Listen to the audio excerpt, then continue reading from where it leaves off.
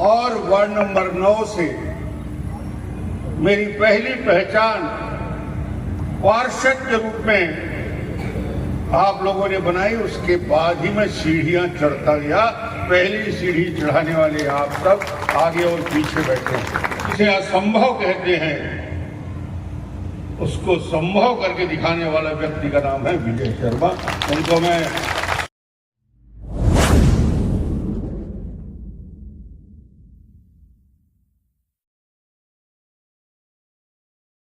सीढ़ी नहीं जानता था। मुझे मोहल्ला के कुछ लोगों ने कहा कि चुनाव लड़ना चाहिए। मुझे बड़ा अजीब लगा। मैं दूसरे काम में लगा हूं। मैं कहा चुनाव, और मुझे ये राजनीति वादी समझ में आती नहीं थी। मैंने कहा भैया मेरा चक्कर नहीं है, ये मेरा काम नहीं। और आज तक भी मैं सोचता हूँ ये मेरा काम नहीं है, मेरे ऊपर लाद दिया गया है। मैं कर रहा हूँ जितना बेहतर हो सकता है।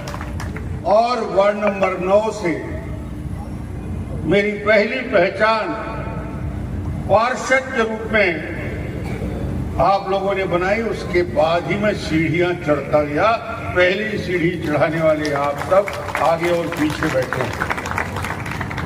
इसलिए मैं आप सबका स्वागत करता हूं। इस वार्ड में रह के काली माता के दर्शन करते करते, काली मां का आशीर्वाद लेते लेते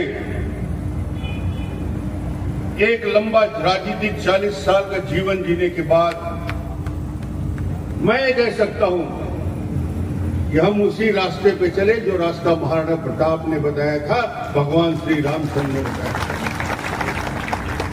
और महाराणा प्रताप का रास्ता क्या है, क्या सीखते हैं? सम्मान उसका नहीं होता जो जीवन भर राज सिंहासन पे बैठा रहता है। सम्मान उसका होता है तो उस राज सिंहासन को छोड़कर संघर्ष के लिए जंगल, झाड़ी, अरावली पर्वत में घूमता रहता है। और अकबर की दास्ता स्वीकार नहीं करने वाला का नाम महाराणा प्रताप है। संघर्ष का नाम महाराणा प्रताप है। स्वाभिमान का नाम महाराणा प्रताप है।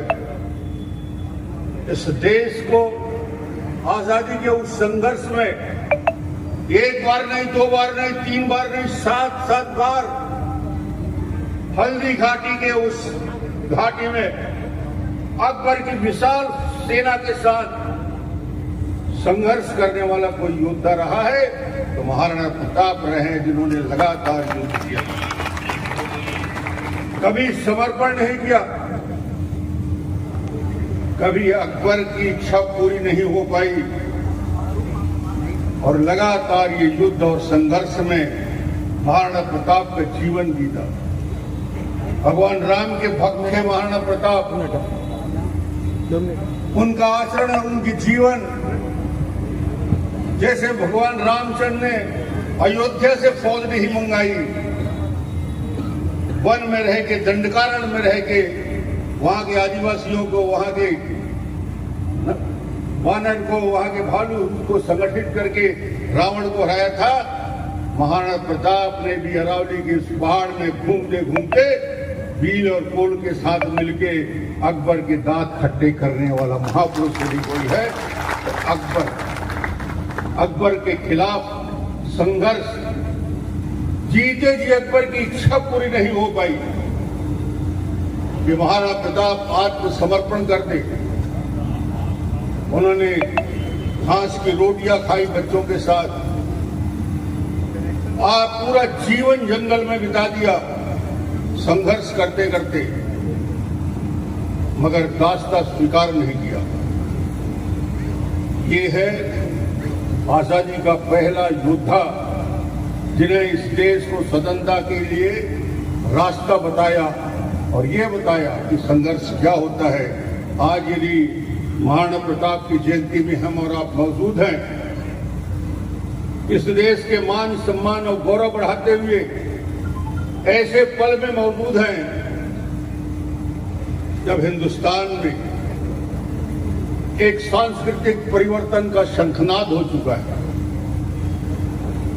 22 तारीख को भव्य मंदिर का निर्माण अयोध्या में रामलला विराज चुके हैं। और नरेंद्र मोदी तीसरी बार प्रधानमंत्री बन चुके।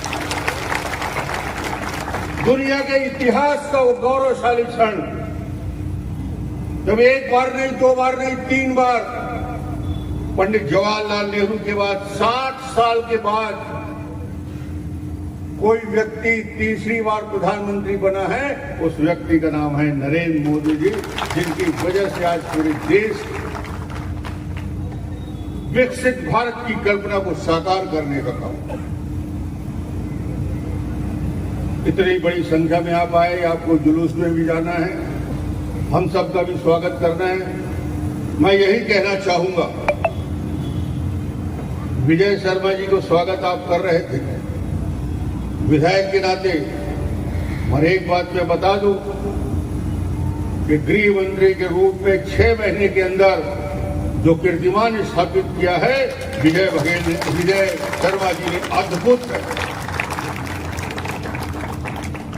नक्सलियों के दांत खट्टे करने की ताकत यदि किसी युवा के अंदर है, उसका नाम विजय शर्मा है, वो गृह मंत्री। छत्तीसगढ़ की ये मान सम्मान और गौरव, और कवर्धा के लोगों ने आतंक और भय को समाप्त करने के लिए विजय को लाया है। 5 साल तक कवर्धा पीड़ित था, दुखी था, परेशान था। आज मैं जेल देखते हुए आ रहा था, उधर से ऊपर से देखा, मैं बोला विजय शर्मा जी इसी जेल में आप रहे हो, देख लो इस जेल को। इस जेल के बाद उसी जेल के मंत्री बन गए।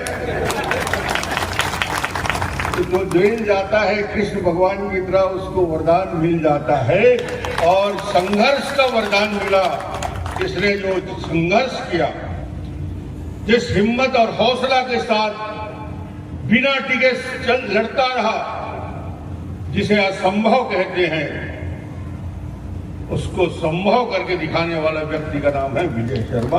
उनको मैं